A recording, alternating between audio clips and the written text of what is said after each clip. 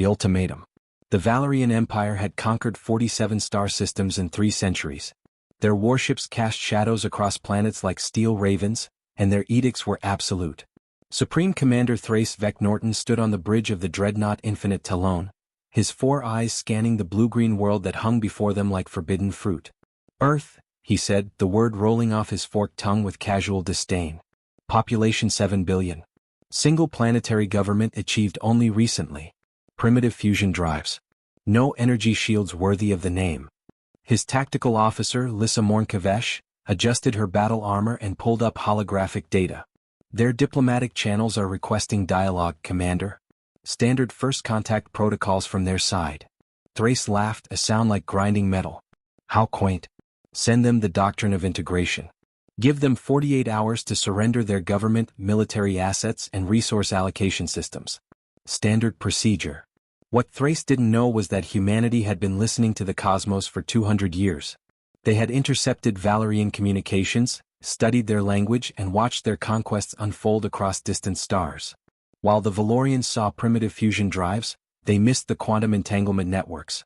While they noted the absence of energy shields, they overlooked the nanite defense grids. On Earth, President Kendra Vaz stood in the Emergency Global Council chamber, surrounded by holographic representatives from every nation. The Valerian message hung in the air between them, translated and analyzed. They've given us 2 days to become a slave species, said General Marcus Thorne, his weathered face grim. The pattern is consistent with 47 previous conquests. They arrive, they demand, they take. Director Yuki Tanaka of the Unified Space Defense Initiative leaned forward. We've wargamed this scenario for 60 years. Ever since we decoded their first transmissions from the Arcturus campaign. President Vaz stood, her dark eyes hard as obsidian. Then they've made their first and final mistake. They assumed ignorance meant weakness. Send our response through diplomatic channels. Be polite. Be clear. And begin Phase 1 of Operation Consequence. 40 light-years away, in a listening post that shouldn't have existed, Commander James Ryder received the coded transmission. His crew, officially a deep space research team, had been stationed in this abandoned asteroid field for 3 years. In reality, they were one of 50 such stations scattered across human-claimed space, waiting for exactly this moment. Message received and confirmed, Ryder said calmly. All stations report green. The Valorians took the bait. They're clustered in Sol system, exactly where we need them. Back on the Infinite Talon, Thrace received humanity's response. His translator rendered it in crisp Valerian script. He read it aloud to his bridge crew, expecting them to find amusement in human defiance. To the Valerian Empire, we acknowledge your message. We respectfully decline your terms. Earth and humanity will remain sovereign. We recognize your military superiority in conventional warfare. However, we feel obligated to inform you of a principle humanity learned through painful experience. For every action there exists a consequence. We urge you to reconsider your current course. We do not wish for conflict, but we will not accept subjugation. Choose wisely. The bridge fell silent. Then Thrace began to laugh and his officers joined him. Choose wisely? They dare threaten us? Lissa, begin bombardment protocols. Target their major cities. We'll extract compliance from the survivors. Commander, his sensor operator interrupted, his scales rippling with confusion. I'm detecting energy signatures across the system. They're not coming from Earth. Specify, Thrace commanded, his laughter dying. Multiple signatures. Hundreds of them. They're appearing on the edge of the system, moving at relativistic speeds. Now wait. Thousands of signatures. They're not ships, Commander. They're too small. On Earth, President Vaz watched the orbital displays light up like a deadly constellation. Each point of light represented a tungsten carbide projectile the size of a telephone pole, launched from electromagnetic catapults hidden throughout the outer solar system. They'd been positioned over decades, waiting in the dark. Simple. Elegant. Unstoppable. God have mercy on them, she whispered. Because physics won't. The relativistic projectiles arrived in waves, traveling at 15% of light speed. The Valerian shields, designed to stop energy weapons and explosive ordnance, were utterly useless. Kinetic energy cared nothing for force fields. The Infinite Talon's hull ruptured like paper. The cascade. Thrace Vecnorton had 3 seconds to understand his death. 3 seconds to watch his flagship's bulkheads peel away like the skin of rotted fruit. 3 seconds to realize that humanity's primitive technology had just turned basic physics into an apocalypse weapon. The first projectile punched through the infinite talon's forward sections, converting matter into superheated plasma. The kinetic transfer was so violent that the dreadnought folded inward, its kilometer-long spine snapping like ancient wood. Thrace saw his tactical officer, Lyssa, swept away in a rushing wall of decompression before his own command throne tore free from its moorings. His last thought was a bitter realization that the humans had never intended to fight a space battle. They'd built a cosmic guillotine and invited the Valorians to place their necks beneath it. Across the Valorian fleet, 200 warships died in 18 minutes. Captains screamed orders that meant nothing. Point defense systems locked onto projectiles moving so fast that by the time sensors registered their presence, they'd already hit. Energy shields flickered uselessly. Armor plating, designed to withstand nuclear warheads, proved irrelevant against relativistic tungsten carbide traveling at 45,000 kilometers per second. The mathematics were cruel and absolute. Kinetic energy equals 1/2 mass times velocity squared. At near-light speeds, a telephone pole became a planet killer. The few Valorian ships that survived the initial barrage attempted to retreat, their jump drives spooling up for faster-than-light escape. That's when they discovered humanity's second lesson in consequences. Commander James Ryder, still stationed in his research post 40 light-years away, watched his tactical display with grim satisfaction. Confirm all quantum inhibitor nets are active. They're not leaving until we let them. The quantum inhibitors were humanity's crown jewel of theoretical physics made practical. By creating localized distortions in spacetime, they made FTL jumps impossible within their effective range. The Valorians found themselves trapped in a star system that had become their graveyard. But humanity wasn't interested in total annihilation. That would make them no better than the empire they opposed. President Vaz authorized the second phase from her command center deep beneath Geneva. Cease fire. Transmit the second message. And ready the rescue teams. The surviving Valorian vessels, perhaps 30 ships in various states of damage, received a new communication. This time there was no diplomatic politeness. This was the voice of a species that had just proven its point in blood and steel. Valorian forces. You are trapped in Sol system. Your jump drives will not function. Your shields cannot stop our weapons. We have 6,000 additional projectiles ready to launch. However, we are offering you a choice that you did not extend to us. Survival. Power down your weapons. Transmit your casualty reports. We will send medical assistance. Refuse and we will finish what you started. Admiral Kelver Thane, now the highest-ranking Valorian officer alive, sat in the command chair of the carrier Dominant Sky. His bridge was a chaos of damaged systems and dying crew members. He had watched his entire fleet shredded by weapons so simple they belonged in a museum, yet so devastating that they rendered Valorian military doctrine obsolete. His communication officer, blood trickling from a head wound, looked at him with all four eyes wide with shock. Admiral, they're offering medical aid? After what they just did. Kelver made the hardest decision of his military career. Power down weapons.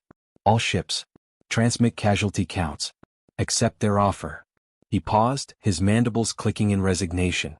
And send a priority message to the Imperial throne. Tell them the truth. We attacked a species we didn't understand. We triggered consequences we couldn't imagine. Earth is not to be touched. Ever. Within hours, human medical frigates approached the crippled Valorian vessels. Dr. Sarah Chen led the first boarding team onto the Dominant Sky, her medical kit in hand and a translation device on her collar. Admiral Kelver met her in his damaged bridge, expecting mockery or cruelty. Instead, she extended a hand in the human gesture of greeting. Admiral, I'm Dr. Chen. We're here to help your wounded. Where do you need us most? Kelver stared at this small human female who, hours ago, her species had been classified as primitive prey. Now she stood in his bridge offering mercy. You destroyed our fleet, he said slowly. Why save the survivors? Sarah's expression was sad but firm. Because the moment you powered down your weapons, you stopped being our enemy. You became casualties of war. And we don't abandon casualties. She looked around the damaged bridge. Also because someone needs to tell your empire what happens when they mistake patience for weakness. The message. The Imperial Throne of Valor sat 12 light-years from Earth, an artificial megastructure orbiting a binary star system. Within its crystalline towers and genetic refinement chambers, Emperor Drask Velkorian received Admiral Kelver Thane's transmission with disbelief that quickly curdled into rage. Impossible, he hissed, his 6-meter frame rising from the throne of living metal. Our fleet obliterated by kinetic projectiles? Trapped by spatial inhibitors? And now our survivors are being given medical treatment by the very species they were sent to conquer. High Counselor Mara Vextillan, ancient and scarred from 100 campaigns, studied the data with more curiosity than anger. My Emperor, perhaps we should analyze how this occurred rather than simply react. The humans clearly anticipated our arrival. They were listening, Drask spat. Watching. Learning. For how long? The transmission suggests at least 60 years of preparation, possibly more. They decoded our communications from the Arcturus campaign. They've been studying our conquest doctrine since before they achieved unified planetary government. The Emperor's facial plates darkened with fury. Then they've been planning this humiliation for decades. Ready the Grand Fleet. 5,000 ships. We'll turn their system into debris. Wait. Mara held up a clawed hand. Watch this. She activated a holographic display showing the aftermath of the engagement. Human medical teams moved through Valerian ships, treating wounded, stabilizing critical systems, providing food and water.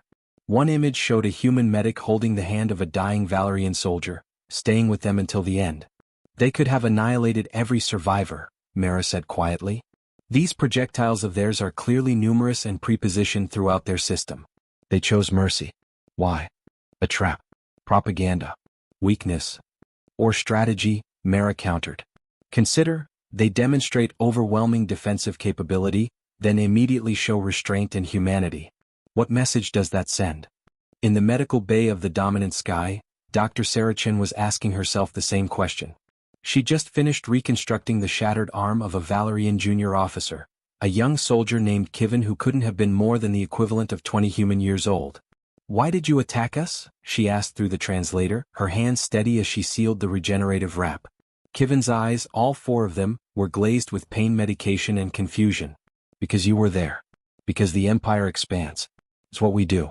What we've always done. And if we'd surrendered? What would have happened to us? Integration. Your resources allocated to the Empire. Your people put to work in service of greater glory. Resistance protocols applied to those who refused. He paused. I never questioned it. 47 worlds. All the same.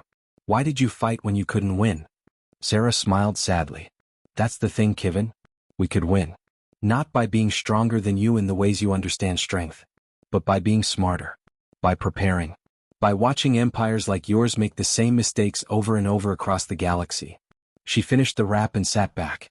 You see patterns in conquered worlds. We saw patterns in conquerors. And we learned. What happens to us now? That depends on your emperor. We've sent our terms. If he's smart, this ends here. If he's proud, well? She gestured to the damaged ship around them. He'll learn the same lesson you just did. The terms President Vaz transmitted to the imperial throne were unprecedented in Valerian experience. No conquered species had ever dictated conditions to the Empire. No defeated force had ever made demands. To Emperor Drask Velkorian, your fleet entered our space with hostile intent. We defended ourselves. Your survivors are being treated with dignity and will be returned to you unharmed. In exchange, we demand the following. First, formal recognition of human sovereignty and territorial integrity. Second, an immediate cessation of all Valerian expansion toward Earth and our neighboring systems. Third, the release of detailed records regarding the 47 worlds you've previously conquered. Fourth, open diplomatic channels and the establishment of neutral trade protocols. You have 7 days to respond. Choose wisely. We remind you, we didn't start this war, but we are quite prepared to finish it. Emperor Drask read the terms 3 times, each reading increasing his rage. They dare dictate to us? They hold our soldiers hostage and make demands? Ready the Grand Fleet immediately. High Counselor Mara stepped forward, her voice careful but firm. My Emperor, I counsel patience. Let me show you something. She pulled up tactical projections. Our military analysts have examined the human defense. Those projectiles were launched from the outer system, meaning they have infrastructure throughout their territory we never detected. The quantum inhibitors suggest theoretical physics beyond our own. And most concerning, this was clearly a defensive operation held in reserve. Your point? My point is that we've seen their shield, not their sword. We attacked with 200 ships and lost 90% of our force. What if we attack with 5,000 and discover they have 10,000 more projectiles waiting? Or worse, weapons we haven't seen yet? What if we commit the Grand Fleet and lose it all? Unacceptable. The Empire cannot show weakness. It's not weakness to recognize when we've encountered a peer opponent, Mara said quietly. For 300 years we've conquered species less prepared than ourselves. The humans are different. They studied us. They waited. They prepared. And when we came to their door with conquest in mind, they spoke of consequences and then proved they could deliver them. The Gambit. Emperor Drask Velkorian did not sleep for 3 days. In his private chambers, surrounded by holographic battle scenarios and probability matrices, he watched simulations of the Grand Fleet assaulting Earth. Every simulation ended the same way: catastrophic losses even in victory. The humans had done something no species had managed in 3 centuries. They'd made the Valerian Empire afraid. On the 4th day he summoned High Counselor Mara and the Council of Supremacy. 13 military commanders and political leaders materialized as holographic presences around the war table, each representing a different sector of the Empire's territories. "Show them," Drask commanded Mara. She activated the tactical display. The Council watched the destruction of the Sol System fleet, the precision of the human attack, the aftermath of unexpected mercy. When it finished, the chamber hung in heavy silence. Fleet Commander Crix Vensalis spoke first, his voice betraying his confusion. "They used rocks. Accelerated rocks. And they defeated our finest dreadnoughts." "Not rocks," Mara corrected. "Relativistic kill vehicles. Simple in concept, devastating in execution. More importantly, positioned decades in advance. This wasn't a desperate defense. This was a prepared response to an anticipated threat." "Then we adapt," Crix insisted. "We develop countermeasures. We attack from multiple vectors. We underestimate them again?" Mara interrupted. "This council seems determined to repeat the same mistake. The humans didn't show us everything. They showed us enough to make a point." General Tyvan Morkellis, veteran of the brutal Centauri campaigns, leaned forward. "The High Counselor is correct. I've fought 40 species across 80 worlds. The pattern is always the same. We arrive, they panic, they fight with what they have, they lose. The humans didn't panic. They waited. That suggests discipline and preparation beyond anything we've encountered." Emperor Drask's mandibles clicked in irritation. "So the Council suggests capitulation? We accept human demands and abandon our doctrine of expansion." "I suggest," Mara said carefully, "that we treat this as an opportunity rather than a defeat.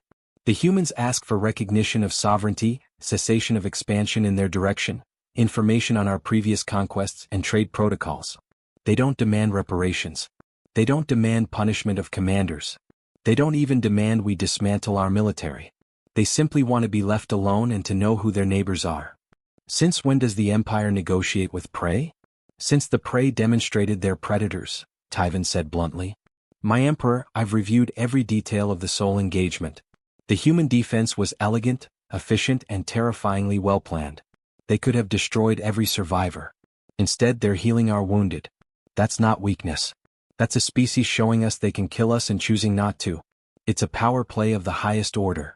Meanwhile, aboard the medical ship Nightingale orbiting Earth's moon, Admiral Kelver Thane was having a similar conversation with Dr. Sarah Chen. His arm had been regrown, his wounds healed by technology the Valorians didn't possess. He sat in the observation deck, watching Earth rotate beneath them, a blue jewel that had just shattered an empire's confidence. "Your people knew we were coming," he said without preamble. "The positioning of those weapons, the inhibitor fields, the preparation. How long have you known about the Empire?" Sarah sat across from him, 2 cups of tea between them. An absurdly human gesture, offering warm drinks to the commander whose fleet had arrived to conquer them. "We picked up our first Valerian transmission 187 years ago. A military broadcast from your conquest of the Arcturus colonies. We couldn't decode it immediately, but we knew you were out there. And we knew you were expanding. So you built an entire defense network over 2 centuries. We built a deterrent," Sarah corrected. "There's a difference. We didn't want to fight you. We wanted to make sure you'd think twice about fighting us." Kelver's laugh was bitter. "You succeeded. My Emperor is probably planning how to save face while accepting your terms. Is he smart enough to take them? I don't know. The Empire has never negotiated with a species we intended to conquer. Our pride may be more dangerous than your weapons." Sarah sipped her tea, considering. "Then maybe it's time someone explained to your Emperor what we actually are. Would you deliver a message for me, Admiral? A personal one? You want me to plead your case?" I want you to tell the truth. You've seen what we can do. You've also seen how we treat our enemies once they stop fighting. That combination should worry your emperor more than our weapons. 3 days later, Admiral Kelver stood before the imperial throne, physically present for the first time since the disaster at Seoul. His scales still bore the scars of decompression injuries, his uniform new because the old one had been destroyed. The humans sent you back with a message? Emperor Drask asked, his tone dangerous. They sent me back with an observation, my emperor. One I believe we must hear. Speak. The humans are not a conquered species in waiting. They are apex predators who chose civilization over savagery. Every weapon they used against us was a defensive tool. Every action they took was measured. They could have annihilated us and didn't. Do you know why? Enlighten me.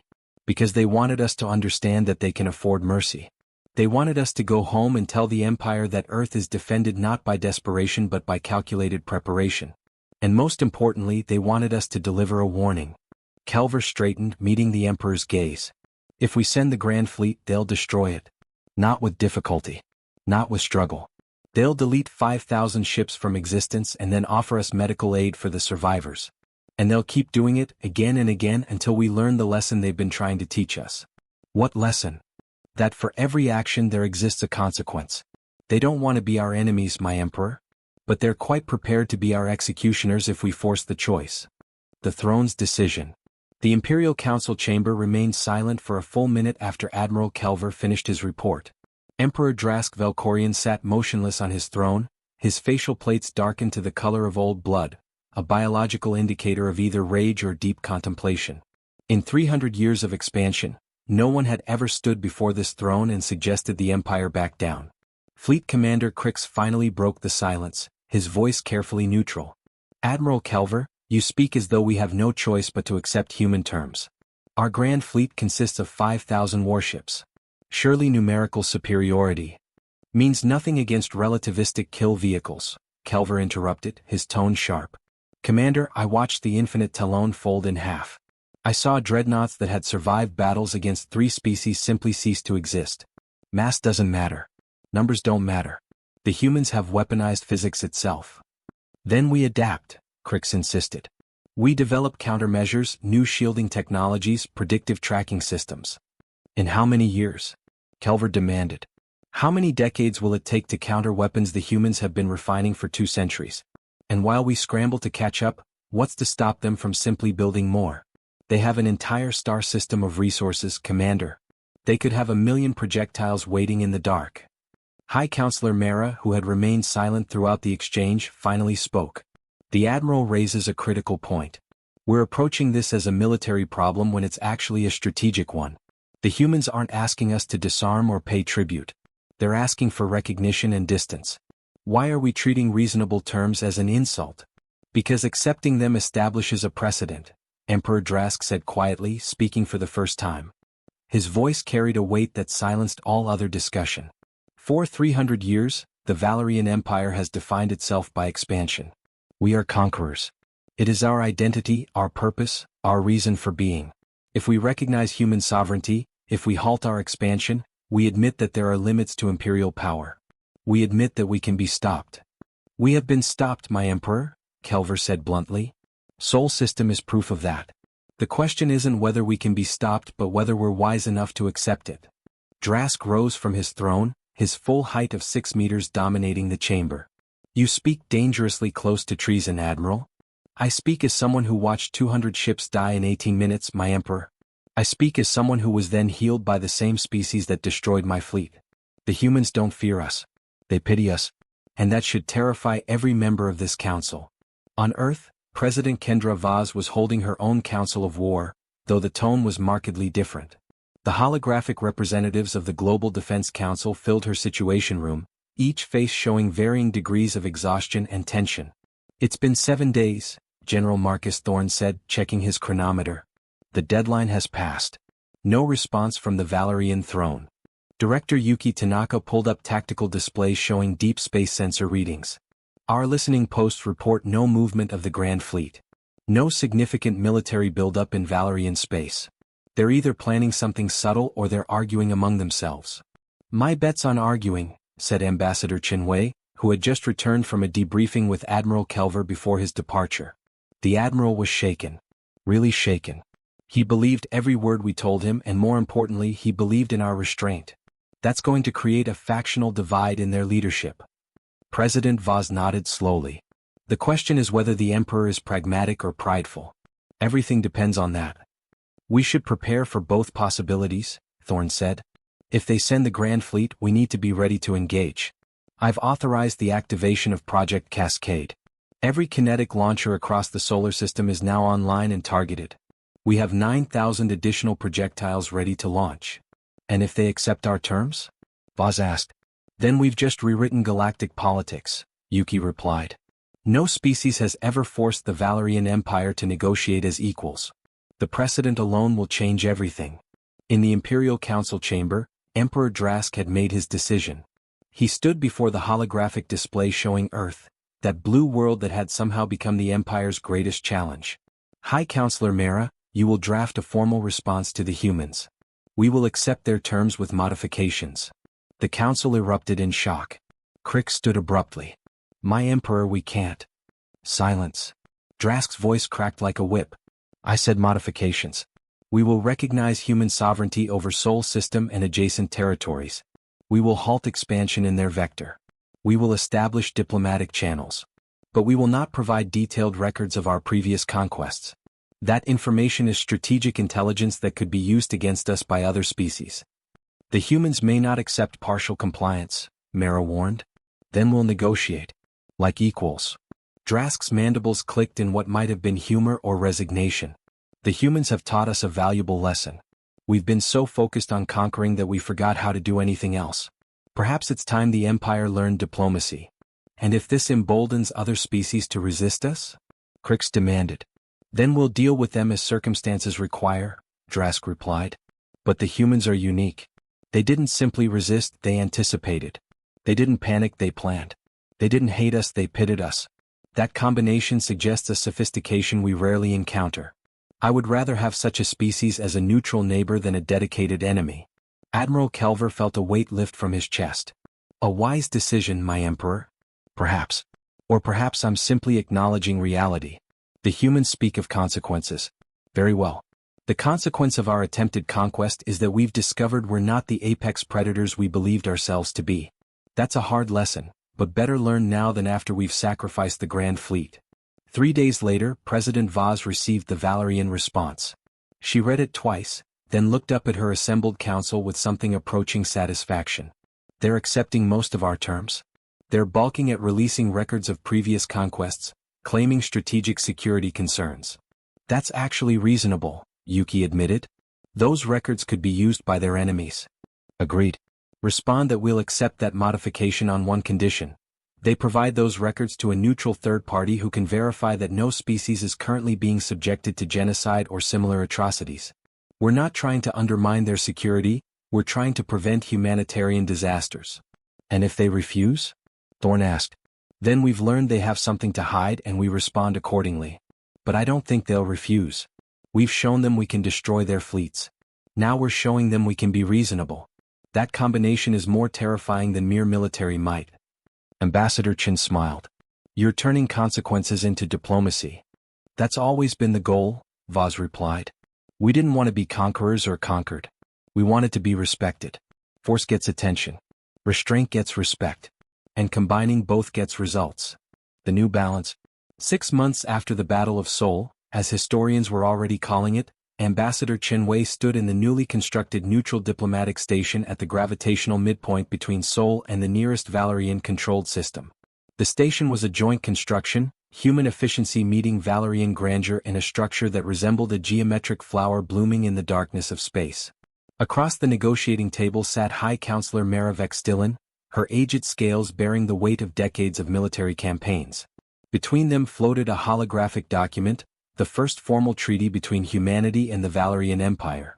Article 7 remains contentious, Mara said, her translator rendering her clicks and whistles into perfect Mandarin, Chen's native language. Your insistence that we provide humanitarian oversight reports for our conquered territories. Not conquered, Chen corrected gently. Integrated. Your words, not ours. And yes, it remains non-negotiable. You want trade agreements, technological exchange, and recognition as equals. That comes with expectations of basic rights for sentient beings. The Empire has governed for 3 centuries without external oversight. And now you've encountered a species willing to hold you accountable. Consider it growth. Chin leaned forward. Counselor, let me be direct. We intercepted communications from 3 of your integrated worlds. Labor conditions that approach slavery. Punishment protocols that constitute torture. Environmental exploitation that's destroying ecosystems. We can't ignore that. Mara's facial plates darkened. Those are internal matters. Not if you want to trade with us. Human populations won't accept goods produced through suffering. Our moral framework doesn't allow it. You can call it idealism or naivety, but it's who we are. Your species fought wars over similar issues in your own history. Exactly. We learned. The question is whether the Empire is capable of learning. The negotiations continued for weeks, but eventually, a framework emerged. The Valerian Empire would submit to limited humanitarian inspections by a neutral third party, the Galactic Council, a species known for impartiality. In exchange, humanity would provide access to certain medical technologies and quantum computing systems that had proven superior to Valerian equivalents. But the real changes were happening elsewhere in the galaxy. On the mining world of Turthos 4, one of the 47 integrated territories, a Valerian overseer named Kyver Lenmarix watched as human observers toured his facility. He'd received emergency instructions from Imperial Command: clean up operations, improve worker conditions, prepare for inspection. The speed of the changes had been dizzying. One of the human observers, a woman named Dr. Amara Johnson, stopped at a mining tunnel entrance where Turthos natives, insectoid beings with natural excavation abilities, were extracting rare minerals. These workers, how many hours do they work per cycle? She asked through her translator. Kyver hesitated. 16 hours. Standard productivity quotient. And how many hours would they choose to work if given the option? Choose? They're integrated labor. They work as required. Dr. Johnson made a note on her datapad. Here's how this is going to work. You're going to ask them. You're going to provide options. And you're going to adjust schedules based on their feedback. Because those are people, not machines. This will reduce productivity by 30%, Kyver protested. Then you'll find ways to improve efficiency that don't involve exploitation. Welcome to ethical governance. It's harder than Conquest but more sustainable. Over the following months, similar scenes played out across Valerian territory.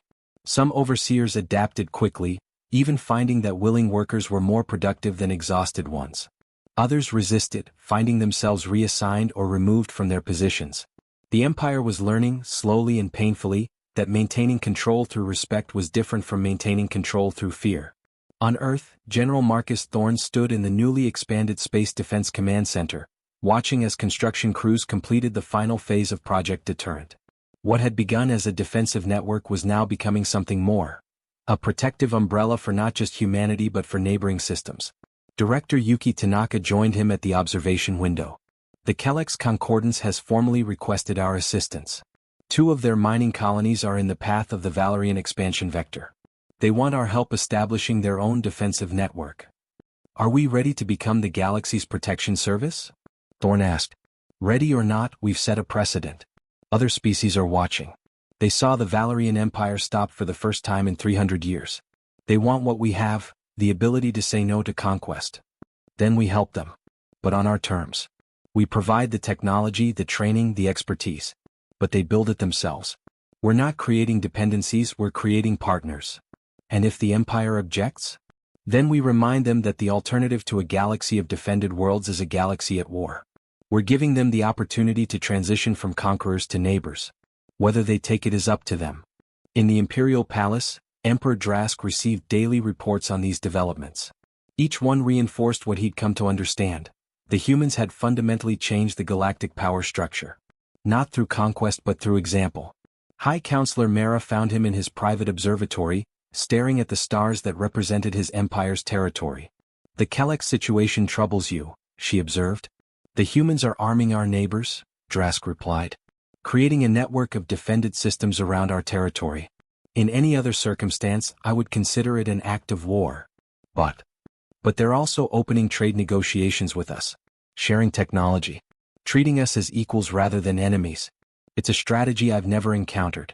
They constrain us while simultaneously offering partnership. Perhaps that's the point, Mara suggested. They're showing us there's more value in cooperation than conquest. The resources we spent on subjugating 47 worlds could have been spent on development, research, cultural exchange. You sound like them. Perhaps they're right. 3 centuries of expansion, my emperor. What have we actually gained? Territory, yes. Resources, certainly. But at what cost? We've made enemies of every species we've encountered. We've built an empire on fear. The humans showed us in 18 minutes that fear is fragile. Drask's mandibles clicked in thought. So we adapt. We become traders instead of conquerors. Diplomats instead of overlords. We become more than we were, Mara said quietly. The humans didn't diminish us, my emperor. They challenged us to be better. That's the real consequence they spoke of. The new dawn. 2 years after the Battle of Seoul, the galaxy had transformed in ways no one could have predicted. The neutral diplomatic station had expanded into a full embassy complex, housing representatives from 17 species. What began as a peace treaty between humanity and the Valerian Empire had evolved into something unprecedented, the Galactic Cooperative Council. President Kendra Vaz, now in her final year of office, stood before the assembled representatives. Humans sat alongside Valorians, Kelex beside Turthos natives, former conquerors and conquered sharing the same chamber. 2 years ago, she began, her voice translated simultaneously into 14 languages, the Valerian Empire arrived at Earth expecting easy conquest. Instead they found consequences. But consequences aren't just punishments. They're outcomes. Results. The natural progression of actions taken and choices made. She gestured to Admiral Kelver, who now served as the Valerian Empire's chief diplomatic officer, a position that hadn't existed before Earth. Admiral Kelver came to our system as an invader. He left as a messenger. Today he sits here as a friend. That transformation didn't happen because we destroyed his fleet. It happened because we chose to heal his wounded. Because we chose dialogue over domination. Kelver stood, his ceremonial armor replaced by diplomatic robes that incorporated both Valerian and human design elements. President Vaz is gracious, but let me speak plainly. The Empire came to Earth with arrogance. We believed our military might make us superior. The humans taught us that true superiority comes not from the ability to destroy but from the wisdom to build. He pulled up holographic data showing economic growth across former Valerian territories. Since implementing humanitarian reforms and transitioning to voluntary labor systems, productivity in integrated territories has increased by 43%. Worker satisfaction has improved by 78%. Incidents of rebellion have dropped to nearly zero. The humans were right. People work better when they're treated as people. A representative from Turthos 4, a being named Clixer who had once been a mining slave and now served as a planetary governor, clicked its mandibles in agreement. My people spent 60 years under Valerian occupation. We were tools, resources to be extracted like the minerals we mined. Today we are partners. We trade freely. We govern ourselves. And we maintain friendly relations with the empire that once enslaved us. This seemed impossible 2 years ago. Dr. Amara Johnson, now Director of Interspecies Development, presented her findings. We've assisted in establishing defensive networks for 8 systems previously targeted for Valerian expansion. Not one shot has been fired. The mere presence of deterrence has made conquest economically and militarily unfeasible. The Empire has responded by opening trade negotiations instead of military campaigns. Not everyone is pleased with these changes, High Counselor Mara interjected, her honesty appreciated by the Assembly. The Empire has factions that view our new direction as weakness. There are calls to return to our traditional ways, to reassert dominance through force. How does the Emperor respond to these factions? Asked Ambassador Chen Wei. By showing them the numbers, Mara replied. Our economy has grown more in 2 years of trade than in the previous 50 years of conquest. Our scientific advancement has accelerated through technology exchange. Our cultural development has expanded through contact with diverse species. The Emperor asks the traditionalists a simple question. What has conquest given us that cooperation hasn't provided better? Emperor Drask himself had chosen not to attend the council physically, but his holographic presence materialized at the head of the table. It was a calculated gesture, showing humility by not demanding physical primacy while still maintaining authority. The Empire stands at a crossroads, his translated voice resonated through the chamber. We can cling to the past, to 300 years of expansion and subjugation. Or we can embrace a future where strength is measured not by worlds conquered but by partnerships forged. The humans forced this choice upon us, and I find myself grateful for it. There were gasps from several delegates. An emperor expressing gratitude to a species that had destroyed his fleet was unthinkable by old standards. Grateful? Drask continued. Yes. Because Admiral Kelver was correct in his initial assessment. The humans showed us mercy when they could have shown us annihilation. They showed us a better path when we were blind to alternatives. They spoke of consequences, and the consequence of their restraint is that we're all sitting here building something new. On Earth, in the Space Defense Command Center, General Marcus Thorne and Director Yuki Tanaka watched the proceedings with quiet satisfaction. We've created a monster, Thorne said with dark humor. What do you mean? Galactic peacekeeping. Humanitarian intervention. Technology sharing. We went from defending ourselves to reforming an empire to building an interstellar cooperative. That's mission creep on a cosmic scale. Yuki smiled. Is it though? We didn't set out to conquer or control. We set out to be left alone. Everything since then has been species asking for our help to achieve the same thing. And we said yes every time. Because saying no would make us hypocrites. We fought for the right to self-determination. How can we deny that to others? Thorne nodded slowly. I suppose that's the real consequence we spoke of. By defending our own freedom, we became obligated to defend everyone's freedom. Not obligated. Committed. There's a difference. In a quiet corner of the diplomatic station, far from the formal proceedings, Admiral Kelver and Dr. Sarah Chen shared a meal. It had become a tradition between them, a private acknowledgement of how far they'd come from that first meeting in the damaged bridge of the dominant sky. I read your report on the Turthos mining reforms, Sarah said, sampling a Valerian protein synthesis that tasted surprisingly like chicken. Impressive results. Your people's suggestions were sound. Treating workers as sentient beings with needs and preferences. Revolutionary. His tone was dry but held genuine appreciation. What's the resistance like within the Empire? Honestly. Kelver considered his response carefully. Significant but diminishing. The older generation, those who remember the glory days of Conquest, they struggle. The younger generation sees opportunity in cooperation. They never knew the Empire as anything but expanding. Now they're learning it can also evolve. And you?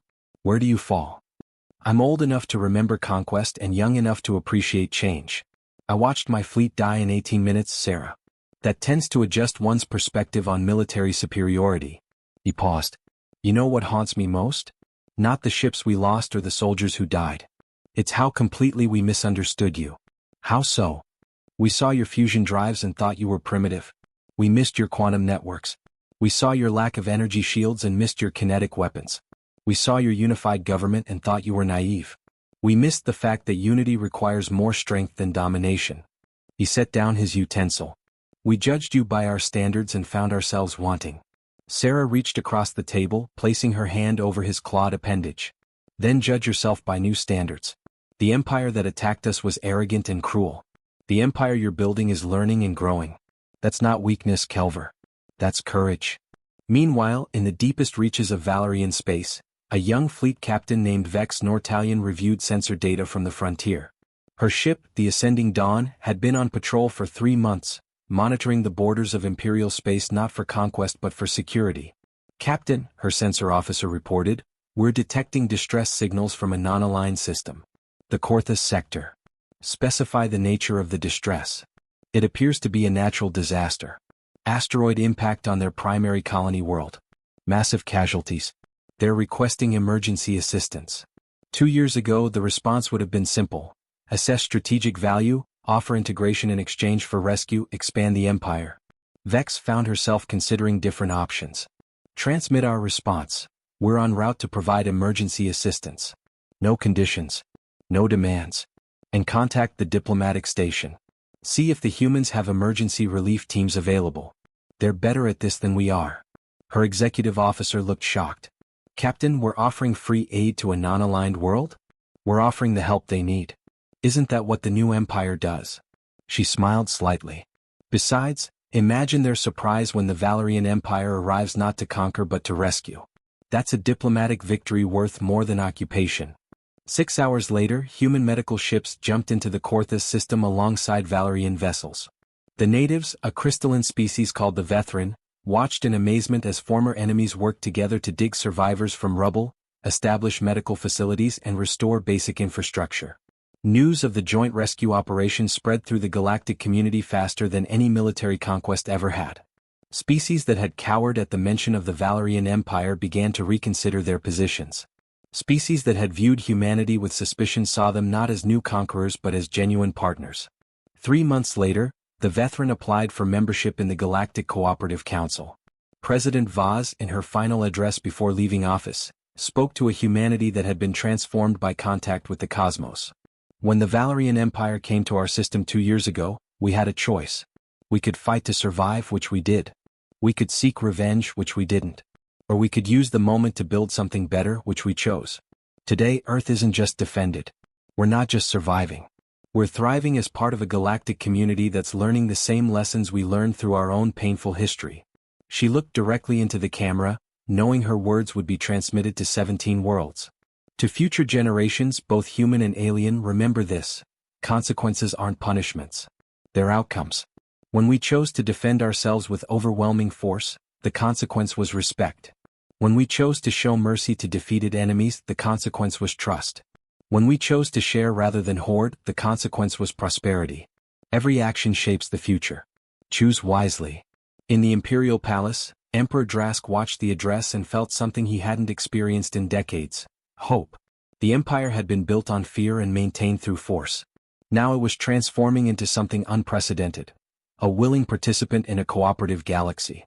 High Counselor Mara found him in contemplation. The traditionalists are calling for your abdication. They say you've betrayed everything the empire stands for. Perhaps I have, Drask replied calmly. Or perhaps the empire stood for the wrong things. 300 years of conquest gave us territory and enemies.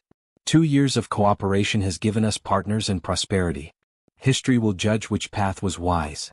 And if history judges harshly, then at least we'll have built something worth judging. The humans showed us that strength without wisdom is just brutality. We were strong, Mara. We were never wise. Now we have the chance to be both.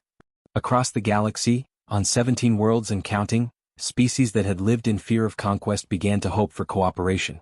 The weapons that had been built for defense became guarantees of peace. The treaties signed in desperation became foundations for prosperity. And on Earth, in the Space Defense Command Center that had orchestrated the defense of Sol, technicians began decommissioning some of the kinetic launchers that had saved humanity. Not all of them. The universe was still uncertain, but enough to show good faith. General Thorne watched the process with mixed emotions. We're dismantling the weapons that saved us. Director Yuki placed a hand on his shoulder. We're dismantling what we no longer need. The best weapons are the ones you never have to fire. We fired ours once. That was enough. Do you think it will last? This peace we've built? I think we've changed the conversation. Instead of asking, how do we conquer? Species are asking, how do we cooperate? That's not a guarantee of peace, but it's a foundation for it. And foundations are how you build lasting structures. In the end, the Valerian Empire had spoken of conquest, and humanity had spoken of consequences. But the real consequence, the one neither side had anticipated, was that both were transformed. The Empire learned that domination was inferior to cooperation. Humanity learned that defense required not just weapons but wisdom. And the galaxy learned that the choice between predator and prey was false. There was a third option: partnership. The stars, which had once seemed like territories to be claimed, now appeared as neighborhoods to be explored. The future, which had looked like endless conflict, now held the promise of endless possibility. When the Empire had spoken of conquest, the humans had spoken of consequences. And the consequence was a better galaxy for all.